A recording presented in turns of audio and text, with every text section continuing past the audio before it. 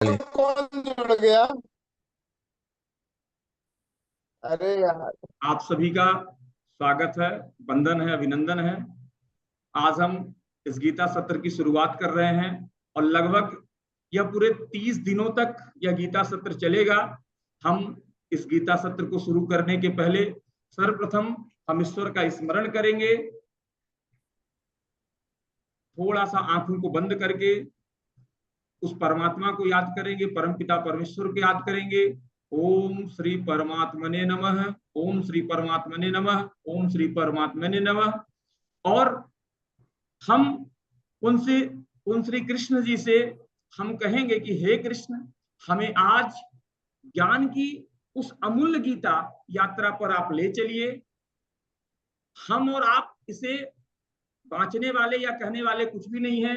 जब ईश्वर की कृपा होती है, जब ऐसा संयोग बनता है, तभी हम इसमें आगे जा पाते हैं। तो एक बार हम और आप दोनों मिलकर प्रार्थना करेंगे कि इस 30 मिनट का जो हमारा सत्र होगा, आप हमें ज्ञान की उस अमूल्य गीता यात्रा पर ले चलिए प्रभु, जहां आत्मा का प्रकाश हो, जहां हमारे आत्मा को प्रकाश मिले और हमारे जीवन का जो भी उद्देश्य हो वह स्पष्ट हो जाए और हम अपने कर्तव्यों पर सजग होकर आगे बढ़ते रहें और चलते रहें। हम ऐसी ईश्वर से प्रार्थना करते हैं। आइए हम और आप एक गहरी लंबी सांस लेंगे और श्री कृष्ण भगवान को थोड़ा सा 1 मिनट के लिए मन में हम लोग स्मरण करेंगे। जैसी भी जिस भी रूप में आप चाहें उस रूप में 30 सेकंड के लिए हम कृष्ण भगवान का ध्यान कर लें।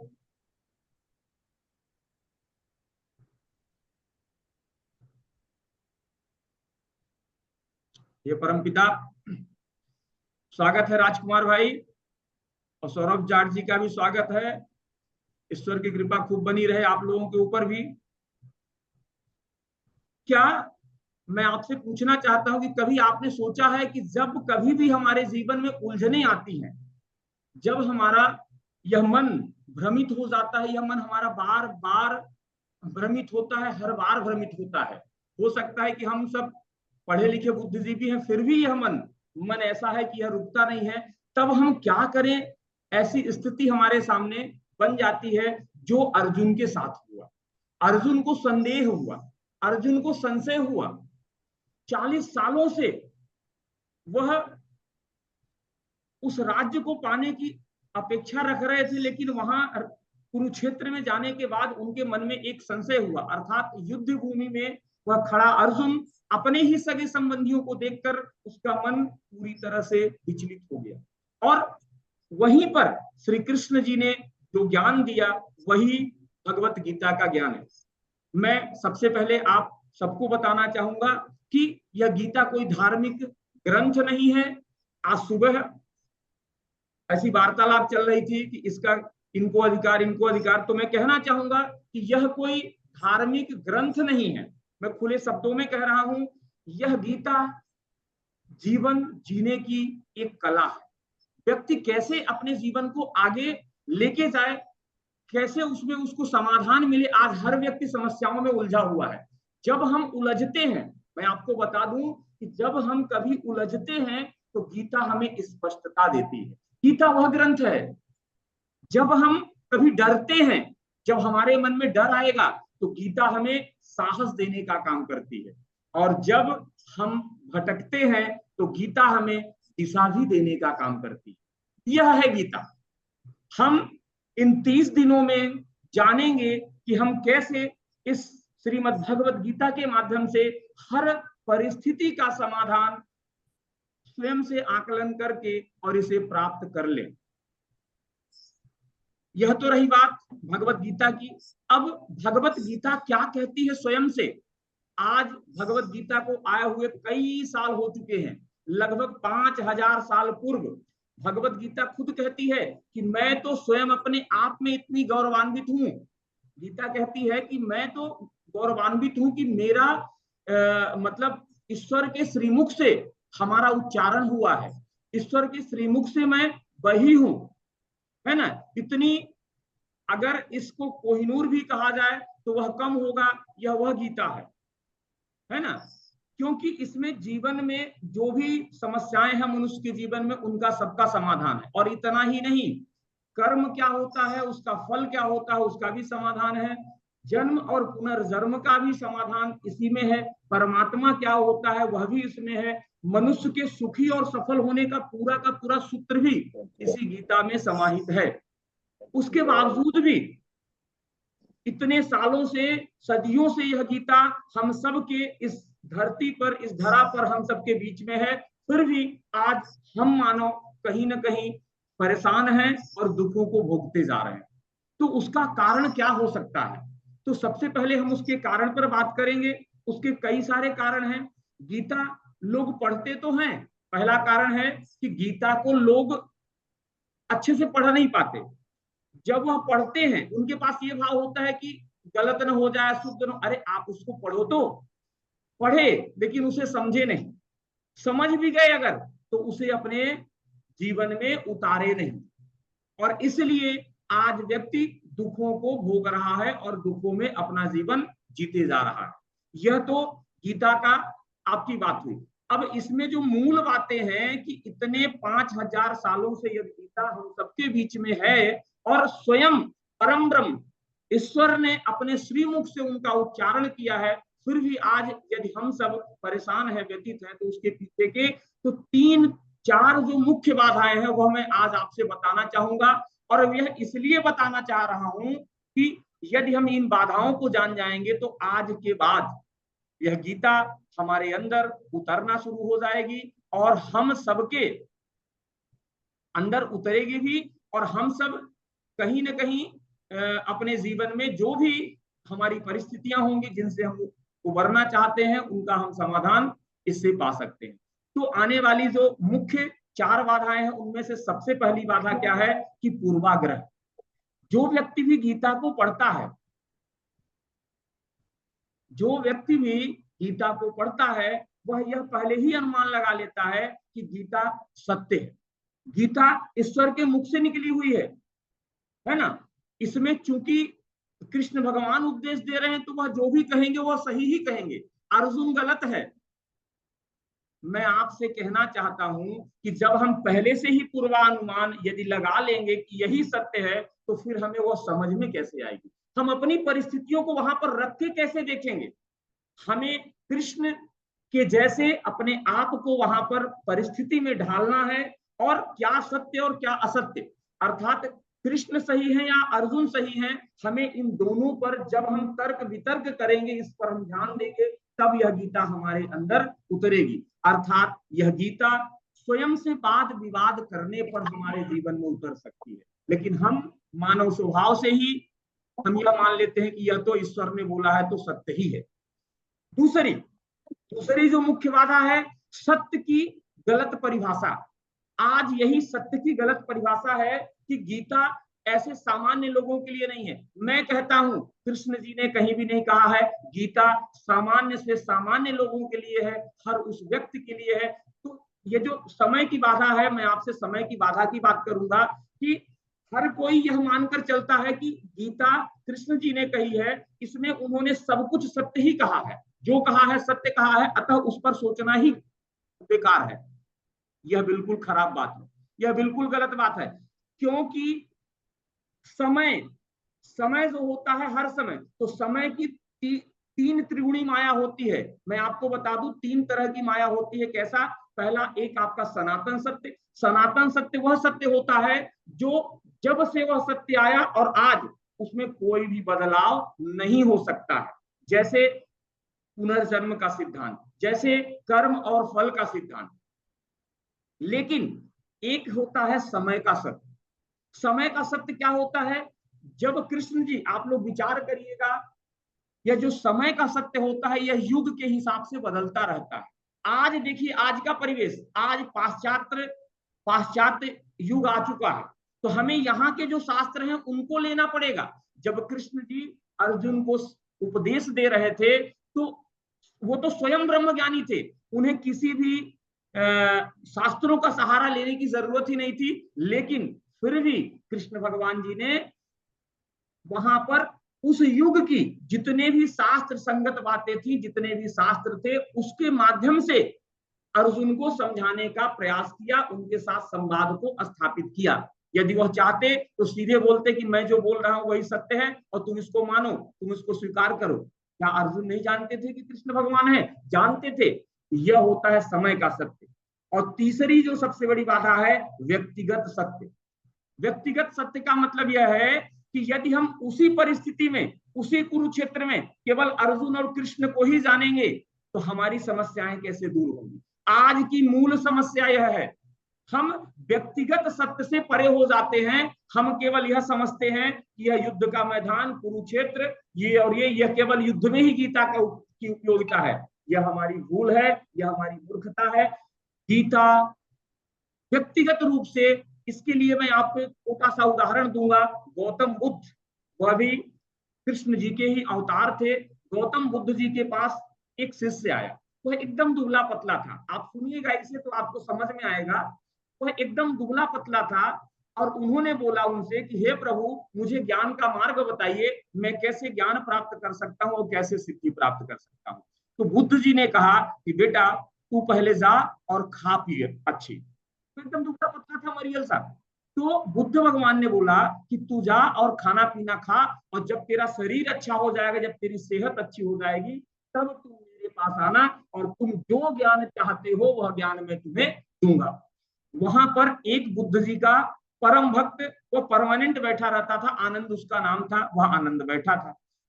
जैसे ही वह गया, वो मरियल भक्त, उसके बाद एक हट्टा कट्टा भक्त आ गया, खूब मोटा सा भक्त आ गया और बोला हे प्रभु, मुझे ज्ञान चाहिए, मैं कैसे आपके ज्ञान को प्राप्त कर सकता हूं। पुनः बुद्ध जी ने बोला कि बेटा, तू अभी पहले जा, अपने शरीर को उपवास कर, व्रत कर, शरीर पहले हल्का कर, तब तू ज्ञान प्राप्त कर सकता है। वह आनंद भौचक्का रह गया।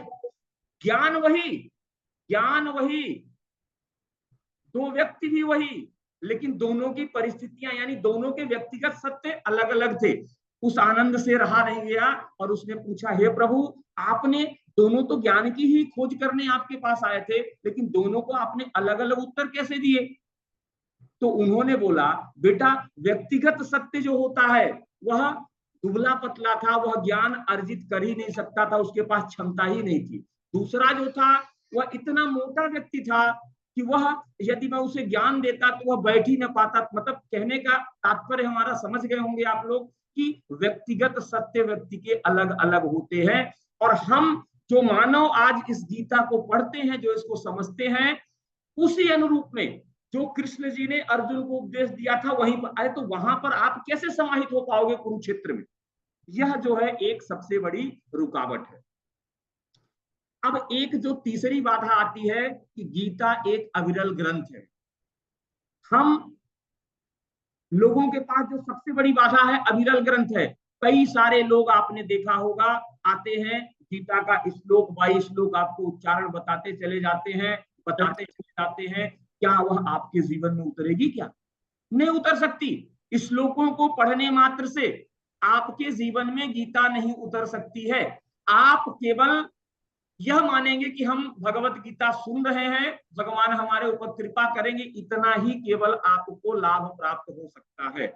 यदि भगवत गीता का लाभ प्राप्त करना है तो हमें उन परिस्थितियों से, उन श्लोकों से अपने एक एक परिस्थितियों को जोड़ना होगा, उन सत्यों को अपने लिए उतारना होगा। यह हम अविरल ग्रंथ उसे समझ के श्लोक पढ़ लिए, उसकी व्याख्या सुन लिए और समझ गए कि गीता पाठ हो गया, यह गीता पाठ कदापि नहीं है। और एक चौथी जो सबसे महत्वपूर्ण बाधा है और अंतिम बाधा है, यह बाधा है आपकी कि क्रिया की त्रिगुणी माया। अर्थात संसार का ऐसा कोई भी कण या कोई भी ऐसा विचार नहीं है या ऐसा कोई कर्म या भाव नहीं है जो कि इस जगत की त्रिगुणी माया से बच जाए। यहां मेरा त्रिगुणी माया का तात्पर्य यह है, आपने उधर भी त्रिगुणी माया देखा, तीन सत्य। एक हमने आपको सनातन सत्य बताया, एक व्यक्तिगत सत्य बताया और एक समय का सत्य। वहां भी त्रिगुणी माया ने घेरा था और यहाँ भी त्रिगुणी माया घेरा हुआ है। यह गीता में तीन त्रिगुणी माया है। पहला तो कृष्ण, दूसरे अर्जुन और तीसरा महायुद्ध। कृष्ण जो स्वयं से परम ज्ञानी है, पूर्ण ब्रह्मचर्य की स्थिति में रहते हैं, अर्थात प्रकृति की इस महान लीला में वह जो चाहे वह भी कर सकते हैं। और उन्होंने फिर भी कभी अपने उस रूप को, वो चाहते तो कब का युद्ध को टलवा देते, उन्हें 20 साल पहले आभास हो चुका था कि यह युद्ध होके रहेगा। उन्होंने खूब प्रयास किया, लेकिन उन्हें यह पता चल गया था कि यह युद्ध अटल हो गया है, अर्थात इसलिए वह जो है तो आगे बढ़ते रहे। दूसरी माया कौन सी, यहाँ अर्जुन की। हमें इन पात्रों को समझना जरूरी है।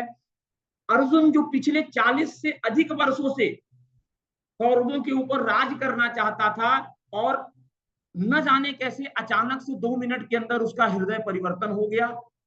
सोचिए, ये माया है, ये त्रिगुणी माया है।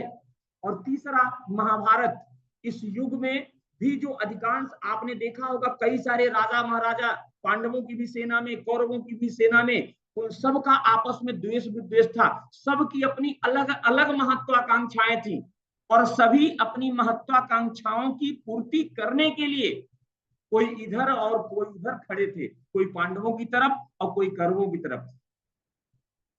अर्थात इससे यह सिद्ध होता है कि पूरे युग की यही मानसिकता है, पूरे युग की यही मानसिकता है, अपनी मानसिकता और अपना सारा सिस्टम। यह तो हो गई आपकी बाधाएं। तो मैं आज आपसे एक एक्सरसाइज करने को कहूंगा। एक्सरसाइज यह होगी कि आप गीता और कृष्ण के संबंध में कितनी सारी चीजों को आज तक जानते हैं, उसे आप लिखेंगे, लिख के उस पर अमल करेंगे, और अमल करने के बाद लास्ट में आप दोहराएंगे कि मैं गीता और कृष्ण के संबंध में आपकी जो भी पुरानी मान्यताएं हैं उसे हम यहीं पर खारिज करते हैं, और गीता को अब मैं आज यहां से नए सिरे से जानने का प्रयास करूंगा। और यदि हम अपनी पुरानी मान्यता को खत्म कर पाएंगे, तभी हम इस गीता में आगे बढ़ सकते हैं और इसे अपने जीवन में उतार सकते हैं।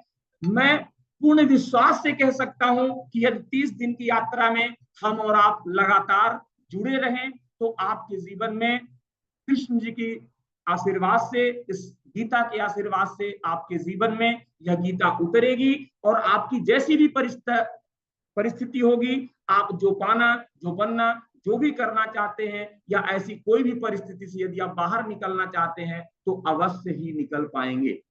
यह आपकी एक्सरसाइज हो गई।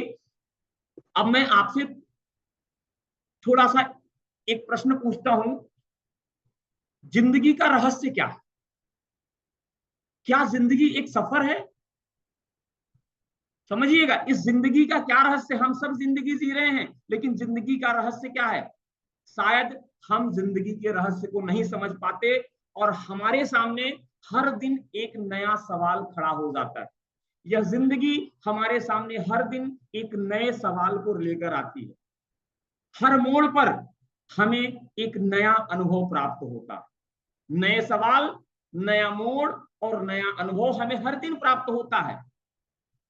यह जिंदगी में हमें भागदौड़, आप लोग सब लोग अपनी जिंदगी को देखिएगा, जिंदगी में भागदौड़। और भागदौड़ क्यों? क्योंकि हमारी उससे उम्मीदें जुड़ी हुई हैं। भागदौड़ क्यों? क्योंकि हम सबकी उससे उम्मीदें जुड़ी हुई हैं। एक और सत्य, अध्याय 2 में एक श्लोक है, कर्मण्येवाधिकारस्ते। आज हम कर्म तो करते हैं, लेकिन हम परिणाम की चिंता पहले ही करते हैं, अर्थात हम परिणामों में उलझे रहते हैं। हम कर्म करने के बजाय परिणामों में उलझे रहते हैं। मैं आपको बताऊं, मैं जब पेरेंटिंग का सेशन लेता हूं, तो अभिभावकों को बोलता हूं कि आप तो केवल अपना कर्म करो, लेकिन आज अभिभावक ना बच्चों से परिणाम की अपेक्षा करते हैं। आज अभिभावकों की ऊंची ऊंची आकांक्षाएं होती हैं। अरे मैं कहता हूं, आपकी जो ड्यूटी है, you are not a authority of your child. माता पिता कोई अथॉरिटी नहीं है, आपको एक रिस्पॉन्सिबिलिटी मिली है उन बच्चों को पालने की, पोसने की और अपना कर्म निभाने की। लेकिन हम माता पिता अपनी अथॉरिटी निभाते हैं, ऐसा नहीं ऐसा, ऐसा नहीं ऐसा, तो इसको कर, इसको कर, इसको कर। खैर, इसको हम अभी छोड़ेंगे। तो कहने का तात्पर्य हमारा यह है, तो मैं आपको बता दूं कि जिंदगी का सफर जो है वह श्रद्धा का और कर्म का सफर। जिंदगी का सफर श्रद्धा का और कर्म का सफर है। चाहे आप इसे श्रद्धा और कर्म का खेल भी कह सकते हैं। यहाँ गारंटी क्या है? गारंटी नहीं, यहाँ किसी चीज की गारंटी नहीं। यह जिंदगी केवल आपके अनुभव का खेल है। जिंदगी अनुभव का खेल है मात्र।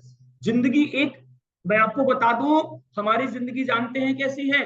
हमारी जिंदगी एक अज्ञात जंगल की तरह है। एक ऐसा घंघोर घना जंगल जिसमें हम जैसे ही प्रवेश करते हैं हमें आगे का मार्ग पता नहीं होता है, और जैसे ही हमें आगे का मार्ग पता नहीं होता है हम तुरंत बैक टू पवेलियन हो जाते हैं।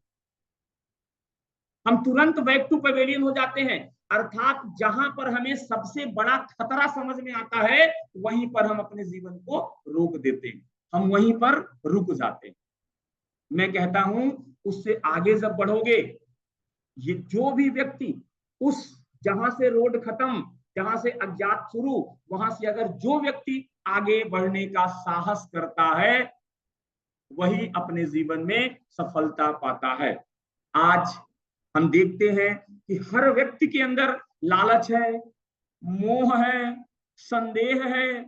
यदि हम इन्हें छोड़कर, यदि कोई भी व्यक्ति लालच, मोह और संदेह को छोड़कर केवल फैथ एक्शन ले, केवल अर्थात भरोसा रखे, जिंदगी का खेल वह जीत सकता है। जिंदगी का खेल वह पूरी तरह से जीत सकता है। तो अब मैं बात करूंगा कि हम कैसे भगवत गीता को संपूर्णता से समझें। हमने पिछली मान्यताओं को आपके रिलीज करा दिया, अब हम नई मान्यताओं को कैसे हम उन्हें धारण करें, तो मैं आपको बता दूं, मनुष्य के मन, जीवन तथा ब्रह्मांड से संबंधित तमाम महत्वपूर्ण बातों पर जो विस्तार से गीता में बताया गया है, गीता में चर्चा की गई है, वह शायद किसी भी ग्रंथ में नहीं। और निश्चित ही यह जो ग्रंथ है, यह जो किताब है, हम केवल अर्जुन व कृष्ण के जरिए ही उन 700 श्लोकों के माध्यम से इन्हें समझने का प्रयास करेंगे। हम 30 दिन में कोशिश करेंगे कि उन 700 श्लोकों के सार तक पहुंचने की कोशिश करें, और वहां तक जब हम पहुंचेंगे तब श्री कृष्ण की जो सत्य की पराकाष्ठा है, जो वो सत्य की पराकाष्ठा पर श्री कृष्ण जी विद्यमान है, वह सत्य हमें दिखाई देना शुरू हो जाएगा। जब तक यह आपके भीतर गहरे में अनुभव नहीं हो जाए तब तक आपका यह गीता का ज्ञान किसी काम का नहीं।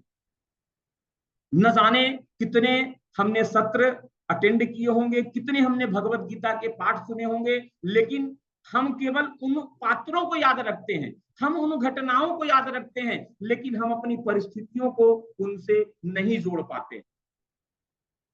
आपको बता दूं कि कागजी जो भी सत्य होता है, अर्थात जो कोरा कागज वाला सत्य होता है, उसके सहारे मनुष्य केवल 2 कदम 4 कदम ही चल सकता है, उससे ज्यादा नहीं चल सकता है। और यदि आपको लंबा जीवन में चलना है तो आपको ध्यान सिर्फ इतना रखना है कि कृष्ण ही सत्य की अंतिम ऊंचाई है। यह सब कह रहे हैं, यह पूरी दुनिया कह रही है, कृष्ण संसार में कही गई तमाम बातों से सबसे ऊपर है। वे सत्य की सीधी उद्घोषणा करते हैं, कृष्ण सत्य की सीधी उद्घोषणा करते हैं। अतः उनकी जो अधिकांश बातें हैं वह हमारे जीवन में काम आएंगी। हमें इसे अपने अंदर उतारने के लिए आज प्रयास करना है। अब हम 5 मिनट का समय, 10 मिनट का समय, जो भी हमारा और बचा होगा, हम इस गीता में अंदर उतरने का प्रयास करेंगे। हम पहले पाठ, पहले अध्याय में अब प्रवेश कर रहे हैं। सभी 1 सेकंड के लिए, 10 सेकंड के लिए श्री कृष्ण भगवान का अनुभव करेंगे। आपका जो प्रथम अध्याय है वह स्टार्ट होता है, धर्म क्षेत्रे कुरुक्षेत्रे समवेतायुस्तव माम का पांडवाश्चैव किम कुर्वत संजय। यहां से यह गीता हमारी स्टार्ट होती है। इसमें धृतराष्ट्र संजय से पूछते हैं कि धर्म के क्षेत्र, कुरु के क्षेत्र में जो युद्ध की इच्छा से मेरे पुत्र और पांडु पुत्र खड़े हुए हैं वह क्या कर रहे हैं।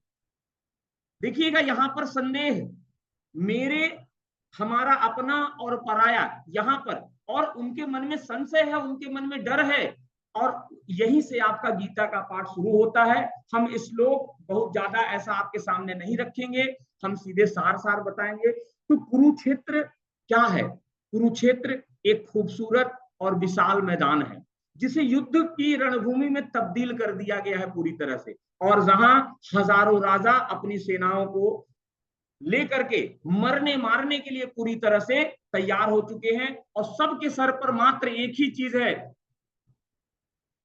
मारने का खून सवार है, मौत का तांडव मचाने के लिए सब के सब लालायित हैं, और युद्ध के इंतजार में चारों ओर ढोल नगाड़े बजाए जा रहे हैं, मानो किसी महान कार्य का प्रारंभ होने जा रहा है।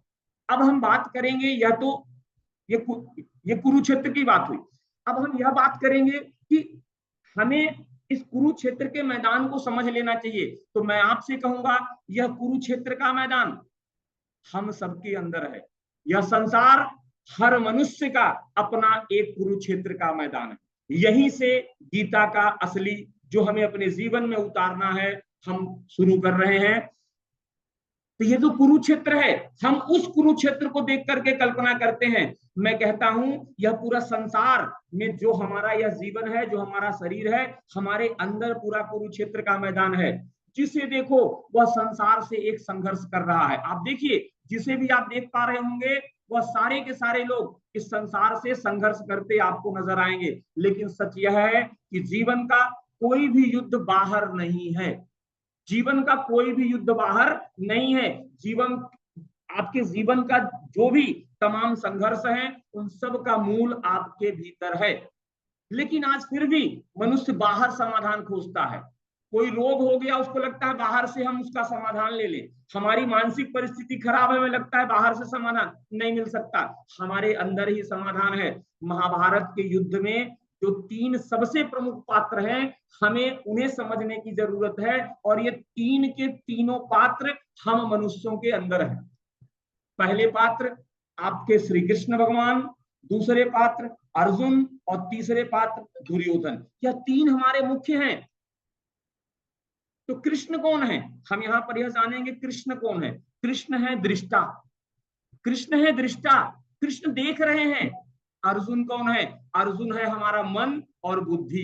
अर्जुन कौन? हमारा मन और बुद्धि है अर्जुन। दुर्योधन कौन? अहंकार। यह अहंकार हमारे अंदर। और द्वंद्व कहां चलता है, यह संघर्ष कहां चलता है, यह युद्ध कहां होता है? जब हमारा मन कुछ बोलता है, तो मन बुद्धि का अहंकार के साथ हमेशा संघर्ष चलते रहता है। और दृष्टा, यदि हम कृष्ण, हम स्वयं अपने दृष्टा बन जाएं, यदि हम स्वयं कृष्ण बन जाएं, हम उस दृष्टा को पहचान लें, हमारी प्रज्ञा को पहचान लें, हम जिसे चेतना भी कहते हैं, वही दृष्टा है, वही कृष्ण है। तो उस दृष्टा को, दुर्योधन अहंकार है, तो हम सबके अंदर वो मौजूद है। हमें केवल अपने दृष्टा को पहचानने की आवश्यकता है, बस। मन बुद्धि और अहंकार में जब कोई विवाद होगा नहीं, तो आपके जीवन में संघर्ष होगा नहीं। यह मन बुद्धि और आपका अहंकार, यह तीनों आपके अंदर ही समाहित है, अर्थात अर्जुन और दुर्योधन आपके अंदर है। जब भीतर संघर्ष नहीं, तो आपके जीवन में बाहर कभी किसी भी युद्ध का आपको हिस्सा नहीं बनना पड़ेगा, आप कभी भी युद्ध का हिस्सा नहीं बन सकते हो। अब जब हम इसे बाहर से देखते हैं, जब आप इसे बाहर से देखोगे, तो बाहर से दिखने वाली जितनी भी चीजें हैं, वह माया है, वह माया है। माया फिर से हमारे अहंकार को जगा देती है। आज व्यक्ति बाहर से देख रहा है, आज हर व्यक्ति अपनी माया में उलझा हुआ है। तो जो बाहर की दृष्टि है, बाहर से देखना, उसे हम क्या कहते हैं? माया कहते हैं। दूसरी है आपकी स्पिरिचुअलिटी दृष्टि। एक स्पिरिचुअलिटी दृष्टि जो होती है, वह दृष्टि आपके भीतर की दृष्टि होती है। 2 दृष्टि हर व्यक्ति के पास है, एक बाहर की दृष्टि और एक अंदर की दृष्टि। मैं सभी को कहता हूं, हम सबकी 2 दुनिया है, एक हमारी बाहर की दुनिया और एक अंदर की दुनिया। Your inner world create your outer world. लेकिन आज व्यक्ति उल्टा, और यही प्रकृति का नियम है, यही कृष्ण जी ने भी कहा है। लेकिन आज व्यक्ति आउटर वर्ल्ड से अपने इनर वर्ल्ड का निर्माण कर रहा है। आज व्यक्ति माया को लाके अपने अंदर समाहित कर ले रहा है, और जैसे ही माया घुसी हमारे अंदर, अहंकार और मन में आपस में संघर्ष होना शुरू हो गया है। कहने का तात्पर्य है कि बस हमें आज हमने माया को समझा, हमने अहंकार को समझा, मन और बुद्धि को समझा। कल हम फिर से आगे के सत्र में इसके आगे चलेंगे। अब ऐसे ही थोड़ा थोड़ा करके हम दो दो चार चार चीजों के बारे में जानते रहेंगे। क्या माया है? माया, मुझे ऐसा विदित होता है कि माया समझ गए होंगे। माया हमारी दृष्टि है। हमारे पास दो दृष्टि है, एक अंदर की दृष्टि और एक बाहर की दृष्टि। माया हमारी बाहर की दृष्टि। अहंकार क्या है? दुर्योधन है। इस तरह से हम सभी का आज का सत्र, हमें ऐसा लगता है कि इसे समापन की ओर लेके जाना चाहिए, और समापन की ओर लेके चलने से पहले हम सभी एक छोटा सा ध्यान का अभ्यास करेंगे। सभी हो सके तो हम सभी बैठ जाएं कमर गर्दन सीधी करके, और एक छोटा सा ध्यान का अभ्यास करेंगे। ध्यान का अभ्यास यह करेंगे कि हम सब कर्म योगी हैं। गहरी लंबी सांस लेंगे, भगवान को स्मरण करते हुए हम मन ही मन कहेंगे कि मैं कर्म योगी हूं, मैं कर्म योगी हूं, मैं कर्म करता हूं, फल ईश्वर को समर्पित करता हूं। हर सांस के साथ आपके यह भावना आपके अंदर जानी चाहिए कि मैं चिंता नहीं करता, मैं चिंता नहीं करता, मैं चिंतन करता हूं, मैं कर्म करता हूं। मैं अहंकार नहीं पालता, मन बुद्धि और अहंकार में मैं सामंजस्य बैठा के रखता हूं। मैं बाहर की आंख से नहीं देखता हूं, मैं भीतर की आंख से देखता हूं, मैं भीतर की आंख से देखता हूं। मैं कर्मयोगी हूं, मैं कर्मयोगी हूं, मैं कर्मयोगी हूं। धीरे से हाथों का घर्षण करेंगे, भगवान को मन ही मन नमन करते हुए धीरे से अपनी आंखों को घर्षण करके और धीरे से अपने चेहरे को खोलेंगे, आंखों को खोलेंगे। और आज के गीता सत्र के समापन की मैं आप सबसे अनुमति चाहता हूं। कोई भी अगर ऐसी भूल त्रुटि या वो हुई होगी तो आप सभी और ईश्वर उसे क्षमा करेंगे। जय श्री कृष्णा सभी को, राधे राधे सभी को। जय श्री कृष्ण।